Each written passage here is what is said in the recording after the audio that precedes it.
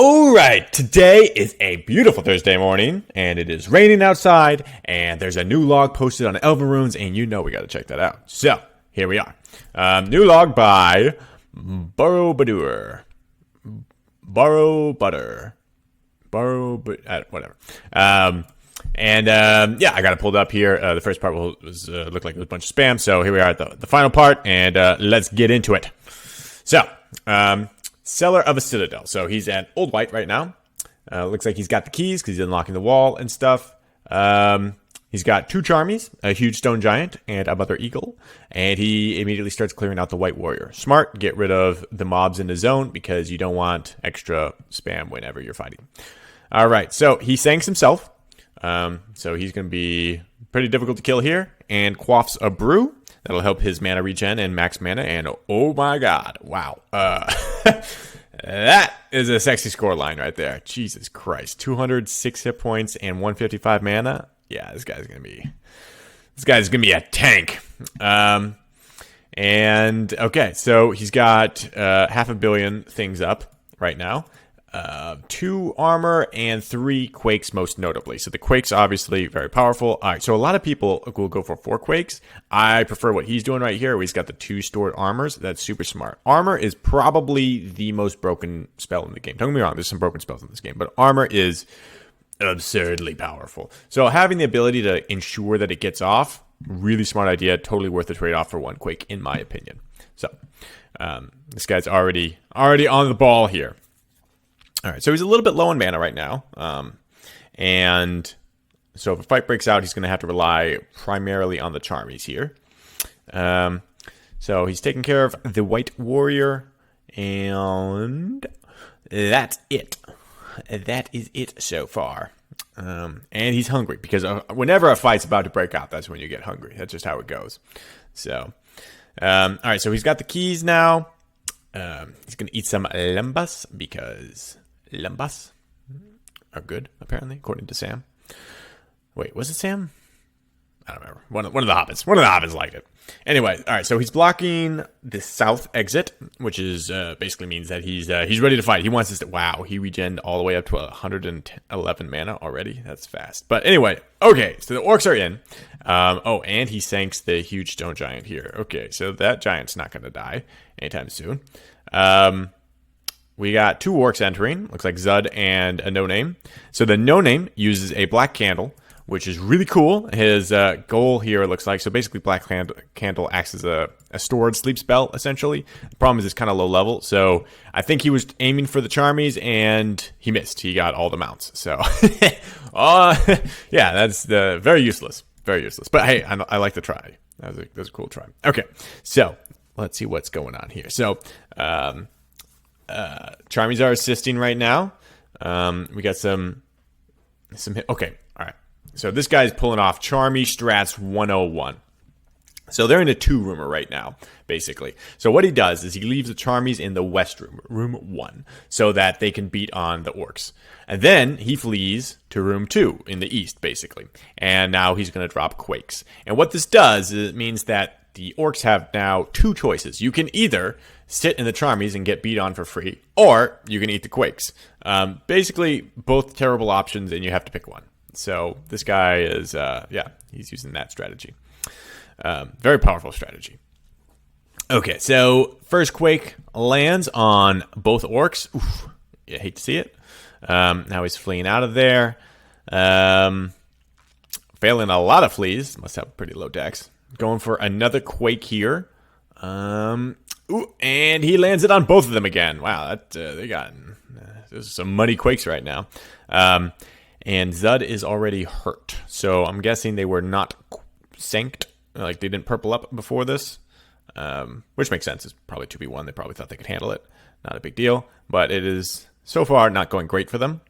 So we got all the sleepers in this room just chilling out. Some orcs sleeping. And then we got the giant and the eagle ready to beat these guys up. So in this strategy... Yeah, he's just doing the exact same thing again. So he flees away from the Charmies, goes into room east, and now he's dropping a quake. And we got Zud in the room, and we got the other room. Oh my gosh, so he lands it on both of them again. That's 3 for 3. Wow. Those are just some money quakes right there. Yeah, Zud is wounded, and the other orc is wounded. Okay, great. So this is going terribly for that so far. This is not going well. Okay, so they're both glowing now. So it looks like they got purples up. I don't know if they got the purples up before the quakes. I don't think they did. I think that happened afterwards because they're already wounded. But even so, even if they did, it wouldn't surprise me. Orcs can only use purple scrolls to sank themselves, and the purple scrolls really suck if you don't have any practices in sank and not the right mentals for it. So basically, this sank is probably like 40 hit points at best, basically. Basically meaning that they can take a max of 40 damage, which is not awesome, but, could be worse. Anyway, but they're both sank now, so let's see how they can turn the tide. So he's going after Zud, which is, 50-50. Might as well go for it. He knows what his name is, so that's probably the best option here. Stone Giant is starting to run out of moves as they do, which, considering how powerful they are, is a smart balanced choice. They're still very powerful, though. Things are going very well for Borobudur right now because he's fine. He's hot. He's got plenty of mana. They're both wounded already, and he's got Charmies that are pretty strong. So let's see what they can do at this point. All right, so okay, so it looks like the orc was using a candle this whole time, so I don't think he did too much damage. Now he's got a war sword. That'll probably help, buddy. I think that's a good plan. I like where his head's at right now. I like where his head's at. Do damage. I like it. Okay, so the orcs are spamming around now. And, okay, so he drops to hurt. So, but Zud's bad already. And, yeah. So this is kind of a situation here that tends to happen a lot with casters versus warriors. Basically, the caster will get off a lot of damage really fast, and orcs or the warriors will go pretty low pretty quickly. And then it's imperative that the warriors maintain a cool head and know when the caster's blown their load, and that they can bring it back. Because oftentimes you can win in this situation. The problem here is that this caster has not really blown his load. He is still hot. And if you remember, he has 2 stored armors still. So he has definitely not blown his load. Okay, but they're getting some good damage. The orc smites him. And he's got the eagles, though. That's real. Or the eagle and the giant. That's rough. And he's doing a really good job of getting them to... Okay, so Zud's trying to go for scrolls right here. So it's really important to target him, make sure he doesn't get those scrolls off. But he's doing a great job of making sure that the Charmies are sticking on Zud, and Zud's not getting away with reciting scrolls on himself or doing too much damage to Borobudur here. Okay, Orc here is trying to use a Charmy, which he doesn't have, which is awesome. So either he is a shaman or he's like me and he just messed up and just accidentally hit the wrong alias. So he might be a shaman, but given the fact he hasn't casted a single thing yet, I'm thinking he just messed up. Let's see here. So, all right, Zud's still going for scrolls. He's still doing a good job of keeping the Charmies on Zud. I don't think Zud's really gotten anything off except for that purple scroll so far. Yeah, okay, the Giant's still running out of moves. This is looking a lot like cleanup. We might start doing some paged downs and see what's going on here. Okay, so bunch of hit fleeing. Okay, right here. So I'm still trying to recite. It was somewhere up here. I know I just saw it. Yes. Okay. So Orc tries to bash the Cryptor. So at this point, the Orcs realize, yeah, we lost this. We got shellacked. Let's get the fuck out of here. And the problem here is he's trying to bash a Cryptor, which is blocked, and with a puke block, which are very powerful. So I'm going to say he's probably not going to be very successful in that. Plus, if he is successful and gets out, then he probably wouldn't have posted the log. So anyway, let's see what the situation here is. I mean, he is hurt. There is... He's burning mana. There is hope. There is hope. There is hope. Maybe a fool's hope, but there is hope. So hitting Zud a bit more. Lots of flame. Okay, so now he's going for the bolts. Sank is down. Oh my gosh, I forgot he was Sank this whole time. Yeah, so Sank is down. So now he is theoretically a little bit more vulnerable.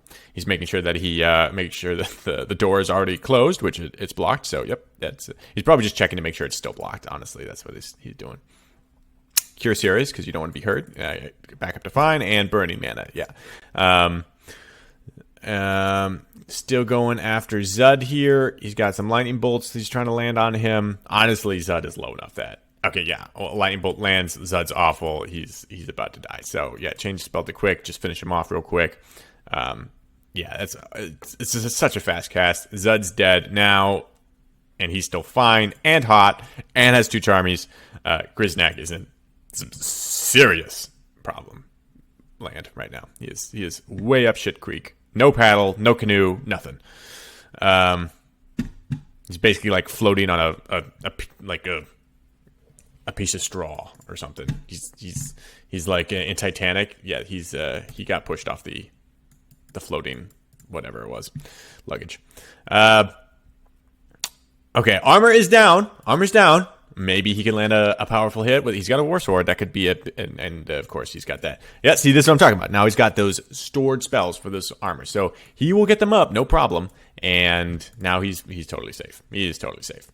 Yep, lightning bolt lands on Grisnak. And another one, and he's awful. And another one, and he's dead. And he's dead. Nice, nice.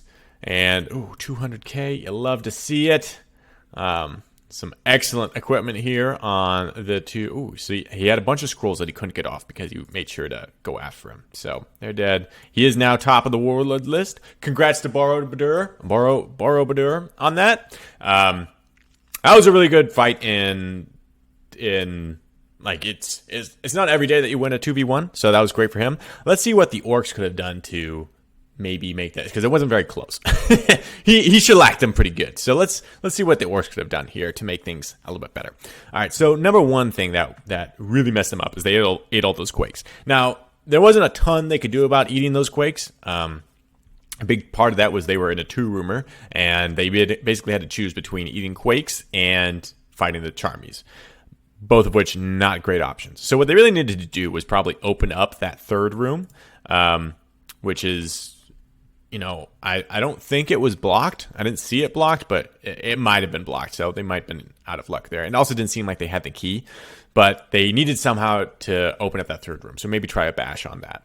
Again, it's really tough to have the presence of mind to do that when, like, obviously scrolling through this, that took a long time. But in the moment, this probably happened in like 30, 40 seconds. So yeah, opening up a 3rd room would have been great. If the candle had landed on the Charmies, totally different story. If they had the eye from the claw in Moria, they could have blinded the Charmies. If they had pouches, they could have interrupted these quakes, which probably should have been pretty obvious these were quakes. So they should have, honestly, they should have been able to dodge at least one of these. It was kind of bad luck. They ate all 3. But to a certain extent, he was probably going to land at least 2, just because. But yeah, the problem here is all of those. All right, so the problem with saying like, well, you can land a pouch, you know, is like, well, that's great, that's true, but you need a pouch. So if they didn't have these items, then there's not a lot to do there. Plus, this guy's sanked, so there's not anything they can really do from that perspective. It would be great if there was a way of counterplaying sank, but right now there's not. So he's pretty safe. There's also really no way of counterplaying stored spells except for, again, like I said, pouch. You can bash someone who in the middle of a stored spell, and that'll remove the stored spell. Problem is stored spells are faster than bash, so that only works if you're dropping multiple spells, and then they can sit there and bash you. So not a great option.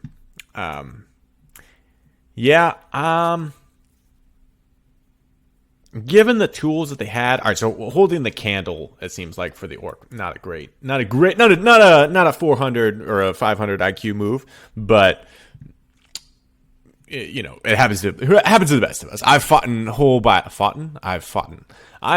whole battles with a pipe in my hand before, so I can relate to that thoroughly. Yeah. Yeah. I honestly don't know exactly what they could do. Borobudur played this super well. Don't get me wrong. He played it textbook. That's exactly how you want to do this. I'm not sure, though, if your opponent plays perfectly like Borobudur kind of did. What do you do in this situation? Honestly, I think hit fleeing was their only real option here. Trying to bash open that third room would have been phenomenal, but in the event that they didn't do that, they got really choked up on these charmies here, and because they ate so much damage in the beginning, they definitely started panicking and going kind of defensive mode. You cannot go defensive mode on this. You have to keep the pressure on. You have to keep him flinging around because he didn't have any more quakes. So at this point, he can't do that strategy anymore if you do it properly. So with some good hit fleeing, they might have gotten him, but that requires the presence of mind to not panic, and it's really tough to do that. But anyway, great fight, and hopefully we'll get some more soon that we can commentate on. So see you guys next time.